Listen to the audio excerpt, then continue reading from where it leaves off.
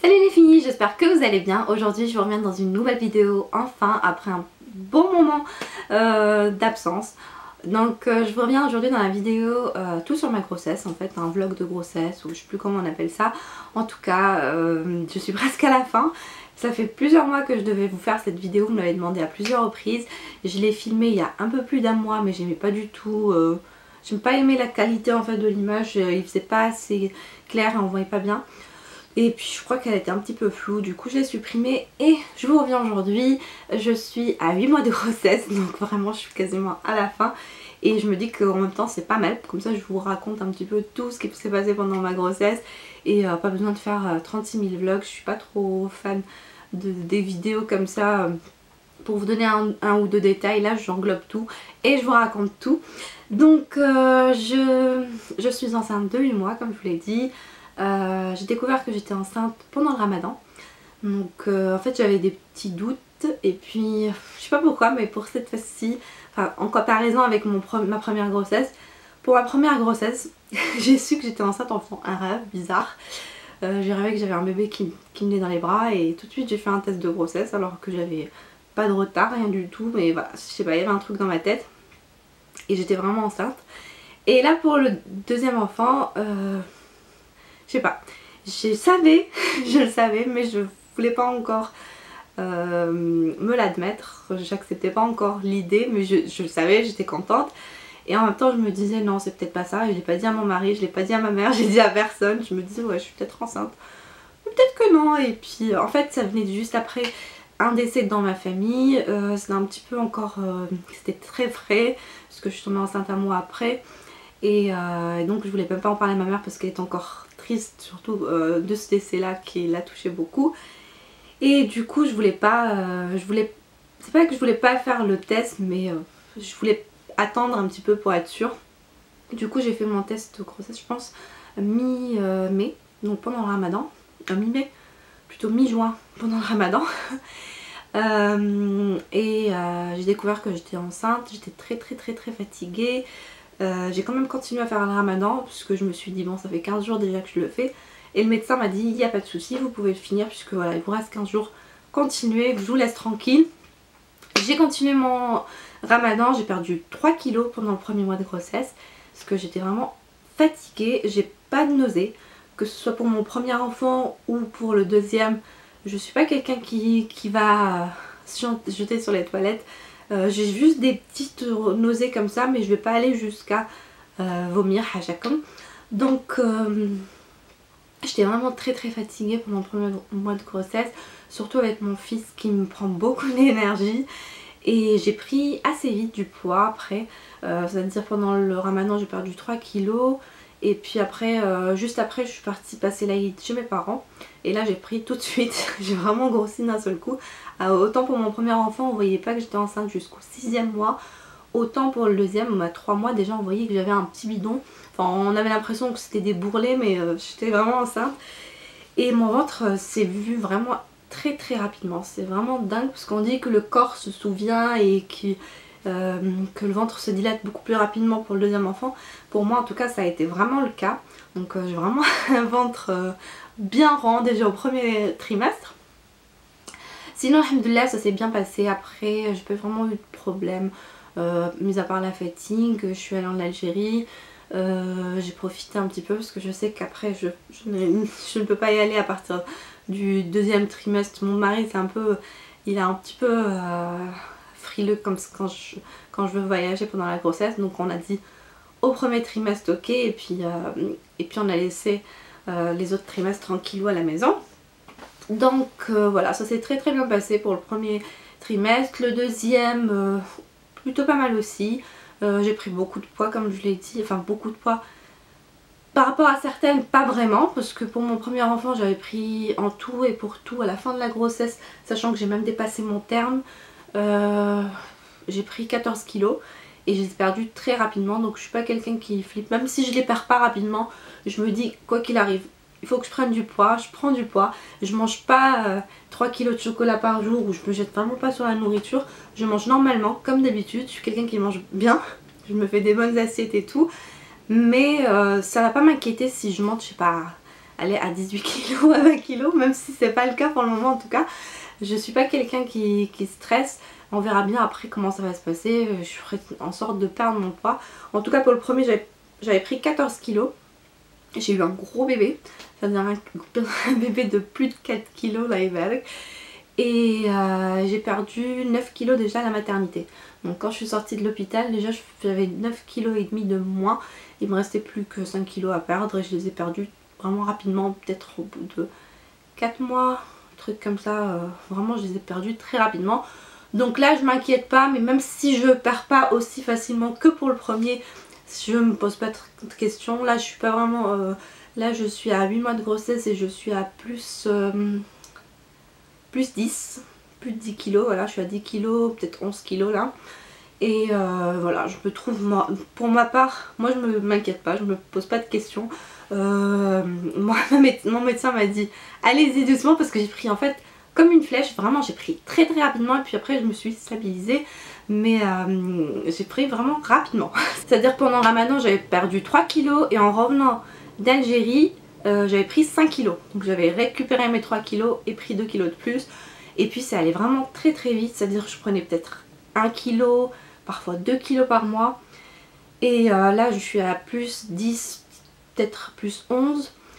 Max, vraiment le maximum, je suis plus 12. Il me reste encore un mois, sachant que le dernier mois c'est le mois où on prend le plus, vraiment le plus de kilos. Donc voilà, je m'inquiète pas, je suis pas... ça me dérange pas, si je prends quelques kilos c'est pas méchant. Je fais juste attention à pas manger trop sucré. J'ai pas eu de problème de diabète, alhamdoulilah, ni pour le premier ni là pour le deuxième. J'ai fait mon test de diabète, j'ai fait ma première écho, ma deuxième écho. Donc pour la première échographie, on pouvait pas connaître le sexe du bébé, alors que pour mon premier, dès la première écho, on a tout de suite su que c'était un garçon. Le médecin m'a dit non, vous n'écoutez pas trop l'échographe, vous savez, on sait jamais, des fois il y a des erreurs et tout. Mais moi dans ma tête c'était un garçon, j'avais fait un rêve, donc j'étais sûre, mais vraiment sûre à 100% que c'était un garçon. Et puis après la deuxième échographie, il nous avait confirmé que c'était un garçon. Là ça s'est pas passé de la même manière, parce que pour la première écho, le bébé était de dos, donc on ne voyait pas. La deuxième écho, on nous a annoncé le sexe du bébé. La deuxième écho, j'étais à 6 mois. Ouais, à 6 mois de grossesse. Donc pour celles qui voulaient savoir, c'est une fille. Donc un garçon, une fille, c'est juste parfait. J'aurais pas été déçue si c'était un garçon, franchement ça aurait été aussi bien. Une fille c'est top aussi. Donc je commence à prendre des petits vêtements roses. Ça change complètement des jeans, des pantalons et tout ça. Je suis très contente, mon mari est très content. Lui, les filles, c'est les papas en général, ils adorent les petites filles. Même si bon, bien sûr, il adore son fils aussi. Donc voilà, sinon on essaye de préparer le petit parce que bon, mon fils il est pas très grand, il a quand même 3 ans, donc il a juste 3 ans, il est encore petit, il se rend pas compte. Donc on lui explique petit à petit, je lui dis voilà, il y a un bébé dans le ventre de maman. Et j'espère que ça va pas, j'espère qu'il va pas être, il va pas se sentir rejeté. On essaye vraiment de passer beaucoup de temps avec lui. On va essayer, Inch'Allah, après l'accouchement pareil, pour pas qu'il se sente mis de côté. En tout cas voilà, on est très contents. Là à partir du 3e trimestre ça a été vraiment beaucoup plus difficile pour moi. C'est à dire que donc pour le 2e trimestre ça s'est super bien passé, on a connu le sexe, on a commencé à le dire autour de nous, bon, pour la famille et tout ça. Bon, ma mère je lui ai dit je lui ai dit tout de suite bien sûr, je lui ai dit au bout de, dès que j'ai fait mon test et dès que j'ai été voir le médecin. Enfin j'ai attendu d'aller voir le médecin parce que je suis quelqu'un qui est très anémiée et tout ça, et mes grossesses sont plutôt surveillées au début. Donc quand j'ai vu mon médecin qui m'avait dit que tout allait bien, là je l'ai dit à ma mère, mon mari bien sûr, ma mère, mon mari, mes parents, ma belle famille. Et puis avec, à partir du 2e trimestre, un peu tout le monde était au courant dans ma famille, que ce soit en Algérie et ici. Et puis voilà, le 3e trimestre ça a été, c'est le plus compliqué, c'est le plus long, c'est le plus fatigant, sachant que je suis toujours à la fac, pour celles qui ne le savent pas. J'ai repris mes études, ça fait 2 ans, je suis à la fac. Et cette année j'ai pas voulu mettre de côté mes études, même si j'étais au courant, je savais que j'étais enceinte. Je me suis lancée quand même dedans et je vous dis, ça m'épuise un truc. Mais vraiment c'est fou parce que j'essaye de ne pas assister à tous les cours. Mais rien que le trajet pour aller à la Sorbonne, ça me prend un temps fou. Pourtant c'est pas si loin que ça, mais je dois prendre plusieurs transports. Et si loin que ça, mais ça me prend vraiment du temps et ça me fatigue énormément. Et à la fin de la journée je suis vraiment épuisée, sachant que j'ai un petit garçon qui me demande aussi beaucoup, qui est très attaché à moi, surtout en ces derniers temps. J'ai l'impression qu'il ressent tellement les choses qu'il voilà, il me lâche pas d'une semelle et tout le temps maman, maman, maman, maman. Du coup le peu d'énergie qui me reste c'est pour lui. Le matin je le dépose à l'école, j'enchaîne, je vais à mes cours, je le récupère l'après-midi, sinon ça peut toujours être, enfin il y a toujours quelqu'un pour le récupérer, soit mon mari, soit mon beau-père, soit ma belle-soeur, donc c'est sympa, il y a toujours quelqu'un à proximité. Et quand je peux pas, quand je suis à la fac, et sinon l'après-midi je m'en occupe, donc je rentre, je suis vraiment claquée. Et depuis un mois à peu près, j'ai énormément de contractions. Le médecin m'a dit que c'était par rapport à la fatigue. Donc il y a des moments où je suis vraiment dans les transports, je cours à droite, à gauche et puis je me ressens énormément de contractions. Donc je me rends compte que c'est vraiment la fatigue qui fait ça. Quand je suis trop longtemps debout, même très longtemps en position assise, ça ne me réussit pas. Donc je suis obligée d'essayer de m'allonger un petit peu. Ce qui n'est pas toujours évident parce que quand on est dehors on peut pas s'allonger. Donc en ce moment, alhamdoulilah, voilà, je suis en vacances, enfin, depuis avant-hier je suis en vacances, c'est les vacances de Noël.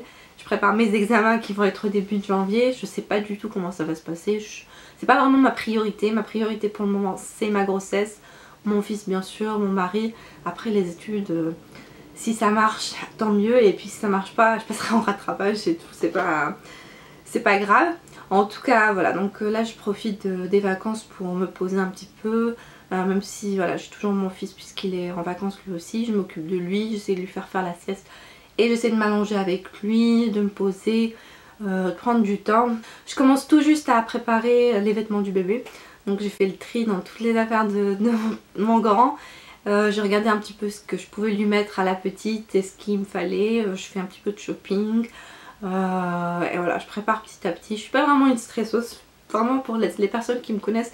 Je suis pas quelqu'un qui stresse ou qui...